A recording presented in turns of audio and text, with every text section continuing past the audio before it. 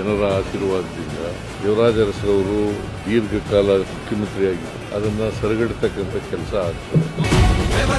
ಬೆಳೆದ ಬಂಟೆಗಲ್ಲು ಇವನು ನಡೆವ ದಾರಿ ಬಯಲಿಗಲ್ಲು